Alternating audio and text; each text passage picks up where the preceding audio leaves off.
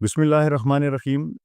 شاید غور و فکر سیریز کی یہ کہ سمجھنے کے لیے آپ کو اباو ایوریج انٹیلیجنس درکار ہو، لیکن مجھے یقین ہے کہ اگر آپ اس پر ذرا بھی غور کریں گے اور اسے سمجھنے کی کوشش کریں گے تو آپ اسے مکمل طور پر سمجھ جائیں گے۔ کیا آپ جانتے ہیں کہ پلانک ایپوک کیا ہے؟ ہماری کائنات 4 فنڈامنٹل فورسز پر مشتمل ہے، یعنی gravity, electro magnetic force, strong nuclear force اور ویک نیوکلیئر فورس۔ یہ تمام قوتیں کائنات کی تشکیل میں بنیادی کردار ادا کرتی ہیں، لیکن جب بگ بینگ ہوا تو یہ چاروں طاقتیں ایک ساتھ جڑی ہوئی تھی، یعنی وہ الگ الگ نہیں تھی بلکہ متحد تھی۔ اس مرحلے کو پلانک ایپوک کہا جاتا ہے، اور اس کے بعد آیا گرینڈ یونیفیکیشن ایپوک، جس میں سے ایک طاقت الگ ہو گئی۔ ان میں سب سے پہلی طاقت جو الگ ہوئی وہ گریوٹی تھی۔ آپ کو صرف یہ یاد رکھنا ہے کہ بگ بینگ کے بعد سب سے پہلی طاقت جو الگ ہوئی وہ گریوٹی تھی۔ لیکن یہ کیوں ضروری ہے اور گریوٹی کیا ہے؟ سر آئزک نیوٹن ایک دن ایک درخت کے نیچے بیٹھے تھے کہ ان کے اوپر ایک سیب زمین پر گرا۔ انہوں نے سوچا کہ یہ سیب دائیں بائیں یا اوپر کیوں نہیں گیا بلکہ زمین کی طرف ہی کیوں آیا۔ اس غور و فکر کے نتیجے میں انہوں نے گریوٹی کی دریافت کی۔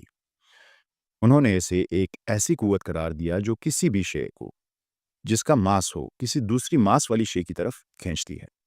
بعد میں البرٹ آئنسٹائن نے تھیوری آف ریلیٹیوٹی کی مدد سے گریوٹی کو ایک اور جدید انداز میں بیان کیا۔ ان کے مطابق کائنات میں اسپیس ٹائم کی ایک چادر ہے۔ جب بھی کوئی بارش ہے جیسے کوئی ستارہ یا سیارہ اس چادر پر رکھا جاتا ہے تو وہ اسے جھکا دیتی ہے اور اس میں ایک کرو پیدا ہوتا ہے۔ اس کرو کو اسپیس ٹائم کرویچر کہا جاتا ہے، اور یہی گریوٹی کا بنیادی تصور ہے۔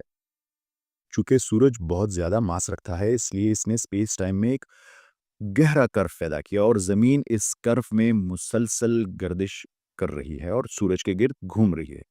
اسی طرح چاند زمین کے گرد گھومتا ہے۔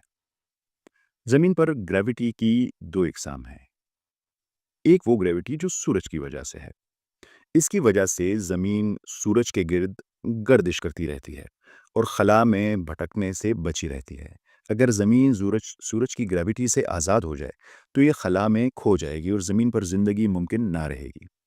دوسری طرح کی گریوٹی زمین کی اپنی گریوٹی ہے۔ اس کی وجہ سے زمین کی ساخت، جسے ٹوپوگرافی کہا جاتا ہے، بنی ہوئی ہے، یعنی زمین پر جو پہاڑ ہیں، میدان ہیں، راستے ہیں، یہ اسی زمین کی گریوٹی کی وجہ سے بنے ہوئے ہیں۔ اس کے علاوہ اسی زمین کی گریوٹی کی وجہ سے ہم اس پر چلنے کے قابل ہیں۔ اگر زمین کی گریوٹی زیادہ ہوتی تو ہم اس سے قدم بھی نہ اٹھا سکتے، اور اگر یہ تھوڑی کم ہوتی تو ہم ہوا میں مہلک ہو جاتے۔ آئے جانتے ہیں قرآن شریف کیا کہتا ہے۔ قرآن شریف سورہ انبیاء میں بیان کرتا ہے کہ جب اللہ تعالیٰ کی طرف سے کوئی نشانی انسانوں کے پاس آتی ہے تو وہ اسے کھیل اور تماشا سمجھتے ہیں۔ وہ کہتے ہیں قرآن شریف محض پریشان خیال ہے یا شاعری ہے، اور اگر یہ سچا ہے تو کوئی بہت بڑا معجزہ لے کر آئیں۔ جواب میں سورہ انبیاء کہتی ہے، کیا تم قرآن شریف پر غور و فکر نہیں کرتے؟ اور فرماتی ہے، کہو اللہ آسمان و زمین کی تمام باتیں جانتا ہے۔ سورہ انبیاء یہ بھی کہتی ہے کہ جو کچھ آسمان اور زمین میں ہے اور جو کچھ اس کے درمیان ہے، ہم نے اسے محض کھیل تماشے کے لیے پیدا نہیں کیا، اس کا مقصد ہے۔ بس لوگوں نے ایک بڑا معجزہ طلب کیا، اور جواب میں سورہ انبیاء نے آسمان اور زمین کی طرف اشارہ کیا۔ پھر سورہ انبیاء کی آیت نمبر 30 میں انہیں ایک عظیم معجزہ عطا کیا جس کو سمجھنے میں انسانوں کو 1400 سال لگے، جس میں بتایا گیا کہ زمین اور آسمان کبھی ایک ساتھ جڑے ہوئے تھے۔ بالکل وہی حقیقت جو جدید سائنس بگ بینگ تھیوری کی صورت میں پیش کرتی ہے، جیسا کہ ہم نے پچھلی قسط میں اس پر بات کی۔ لیکن سورہ انبیاء وہی نہیں رکی، اگلی آیت میں اس سے بھی بڑا معجزہ بیان کر دیا۔ سورہ انبیاء اگلی آیت جو کہ آیت نمبر 31 ہے میں گریوٹی کا ذکر کرتی ہے اور فرماتی ہے، اور ہم نے زمین میں مضبوط لنگر رواسیاں ڈال دیے تاکہ وہ تمہیں لے کر نہ ڈگمگائے، اور ہم نے اس میں کشادہ راستے بنائے تاکہ وہ ہدایت پا سکیں۔ اس آیت میں لفظ رواسیہ استعمال ہوا ہے جس کا عام ترجمہ پہاڑ کیا جاتا ہے، لیکن کلاسک عربک میں رواسیہ کا مطلب لنگر یا اینکر کا ہے، جو کسی چیز کو کسی جگہ جمانے کے لیے استعمال ہوتا ہے۔ جدید سائنسی تحقیق کے مطابق زمین پر سورج کی گریوٹی نے اسے خلا میں بھٹکنے سے روکا ہوا ہے۔ یہ ایسا ہی ہے جیسے کوئی بحری جہاز ساحل پر لنگر انداز ہو، باندھا ہوا ہو تاکہ وہ سمندر میں بھٹک نہ جائے۔ سورج نے زمین کو ایسے ہی باندھا ہوا ہے، جبکہ زمین کی اپنی گریوٹی نے اس کی ساخت کو، ٹوپوگرافی کو مستحکم رکھا ہوا ہے۔ زمین کی کشش کی وجہ کش شکل کی وجہ سے زمین پر راستے بنے ہوئے ہیں اور ہم زمین پر چلنے کے قابل ہیں۔ حیرت انگیز طور پر یہی بات اس قرآنی آیت میں بیان کی گئی ہے کہ زمین میں مضبوط لنگر رواسیہ ڈال دیے تاکہ وہ بھٹک نہ جائے، اور ہم نے اس زمین پر تمہارے لیے راستے بنائے۔